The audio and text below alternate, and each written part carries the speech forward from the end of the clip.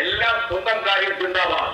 നമ്മുടെ ജീവിത രീതി കണ്ടാൽ നമ്മുടെ പരിസ്ഥിതിയിലെ വെറ്റോട്ട് പോയ ഒരു വഴിയാത്രക്കാരനെ പോലെയാണ് നമ്മുടെ മനോഭാവം. എനിക്ക് വണ്ടി നിർത്തിയാൽ നല്ലത്, കയറി കഴിഞ്ഞാൽ പിന്നെ ഈ വണ്ടി എനിക്കിറങ്ങേണ്ട സ്ഥലത്ത് മാത്രം നിർത്തിയാൽ മതി. അത്ര സ്വാർത്ഥതയാണ്.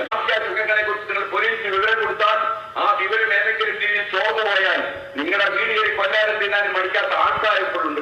വരുമെന്നുള്ളതല്ല. അതേസമയം നിങ്ങൾ ഒറ്റയ്ക്ക് പോകാതെ ഒരു സംഘമായി പോയാൽ ഒരു മാഫിയ സംഘത്തിൽ നിങ്ങളെ ഒന്നും ചെയ്യാൻ കഴിയില്ല. നമ്മൾ ഒരിക്കലും മരിക്കും. ഒരു ജീവി 1000 മരിക്കുമെന്ന് വിവരമുള്ള ആൾക്കാർ പറയുന്നുണ്ട്.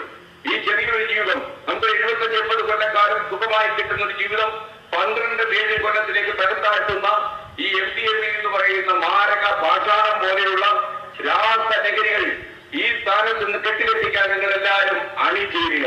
എന്റെ ഏറ്റവും വലിയ ആഗ്രഹം, നമുക്ക് ഈ മണിക്കൂറുകൾ വളരെ എണ്ണപ്പെട്ടതും നിർണായകമായതുകൊണ്ട് നമ്മുടെ ഈ യാത്ര കാസർഗോഡ് എത്തുമ്പോഴേക്കും ഏറ്റവും അവസാനത്തെ MDMA വിൽപ്പനക്കാരനും ഈ നാട് വിട്ടുപോകണം എന്നാണ് നമ്മുടെ ആഗ്രഹം.